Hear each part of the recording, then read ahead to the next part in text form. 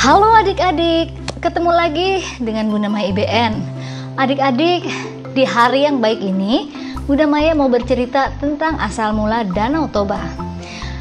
Kisah ini bagus sekali untuk kita ketahui sama-sama untuk pengetahuan adik-adik. Bagaimanapun juga, yang namanya Danau Toba adalah salah satu kekayaan negara kita dan telah menjadi tempat wisata bagi orang Indonesia. Bagaimana sih ceritanya? Kalau gitu, kita saksikan sama-sama ya.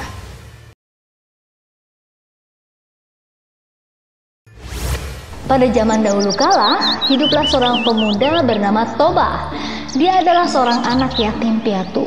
Sehari-hari dia bekerja di ladang dan sesekali dia mencari ikan di sungai yang berada tidak jauh dari gubuknya.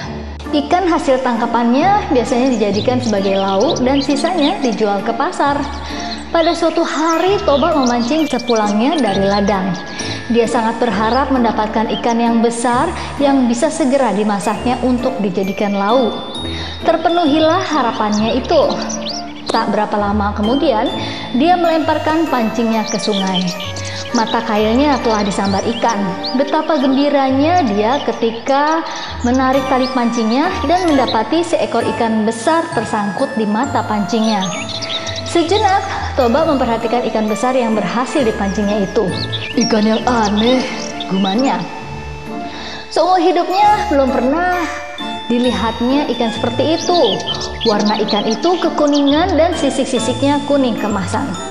Terlihat berkilauan sisik-sisik itu ketika terkena sinar matahari. Terjadi sebuah keajaiban.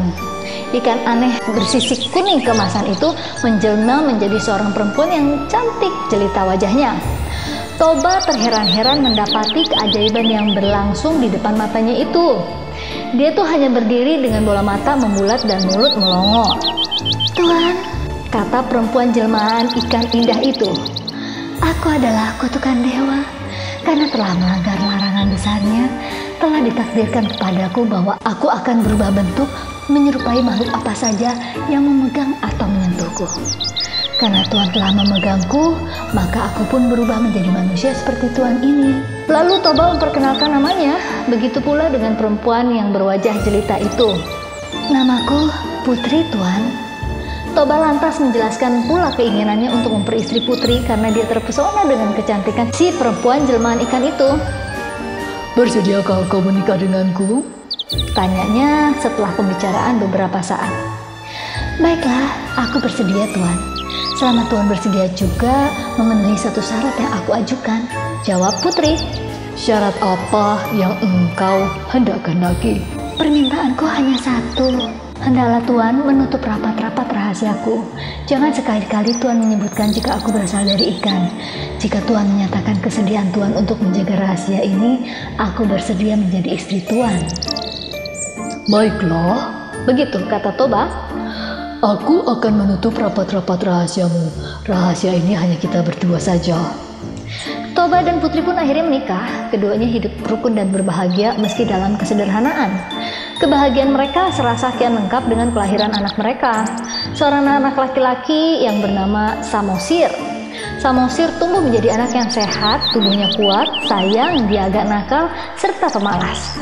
Keinginannya hanya tidur-tiduran saja. Dia tuh gak peduli atau ingin membantu kerepotan ayahnya yang sibuk bekerja di ladang. Bahkan untuk sekedar mengantar makanan dan minuman untuk ayahnya pun, Samosir tuh kerap kali menolak jika dimintanya. Seandainya mau, dia akan melakukannya dengan malas-malasan. Dengan wajah bersungut-sungut, bertambah-tambah malas kelakuannya, akibat ibunya terus memanjakannya. Apapun yang dimintanya akan diusahakan ibunya untuk dipenuhi. Samosir sangat kuat nafsu makannya.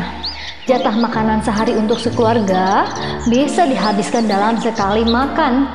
Toba merasa harus bekerja keras lagi untuk dapat memenuhi keinginan makan anak laki-lakinya yang luar biasa itu. Pada suatu hari, Samosir diminta ibunya untuk mengantarkan makanan dan minuman untuk ayahnya. Samosir yang pernah bermalas-malasan semula enggan untuk menjalankan perintah ibunya itu. Namun setelah ibunya terus memaksa, akhirnya dia pun bersedia melakukannya meski dengan wajah yang bersungut-sungut. Lalu Samosir membawa makanan dan minuman itu menuju ke ladang. Di tengah perjalanan, Samosir merasa lapar. Dihentikannya lah langkah menuju kebun. Dia lantas memakan makanan yang seharusnya diperuntukkan bagi ayahnya itu. Tidak dihabiskannya semua makanan itu, melainkan disisakan sedikit.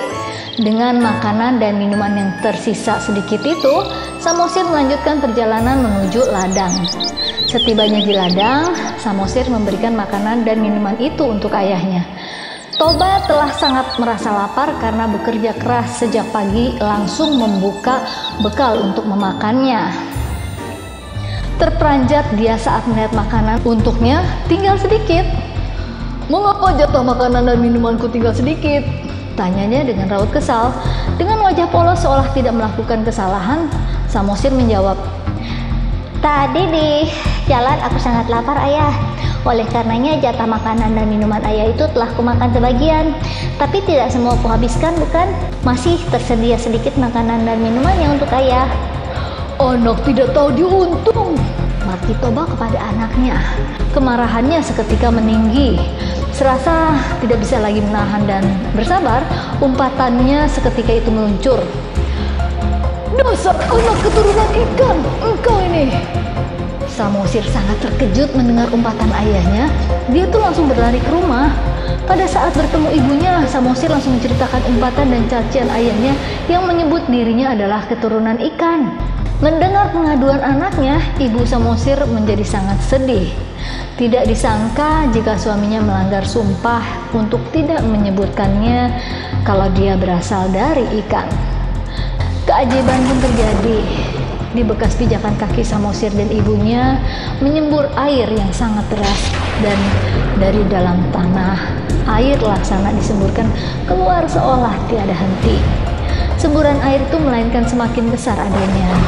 Dalam waktu cepat, permukaan tanah pun itu tergenang. Permukaan air terus meninggi, dan tak berapa lama kemudian lembah tempat tinggal Toba telah tergenang air. Terbentuklah kemudian sebuah danau yang sangat luas di tempat itu. Penduduk kemudian menamakan danau itu menjadi Danau Toba. Adapun pulau kecil yang berada di tengah-tengah Danau Toba itu disebut Pulau Samosir untuk mengingatkan kepada anak lelaki Toba. Pesan moral dari cerita rakyat Sumatera Utara ini adalah janganlah kamu melanggar sumpah atau janji yang pernah diucapkan, karena bisa jadi buruk akibatnya di kemudian hari.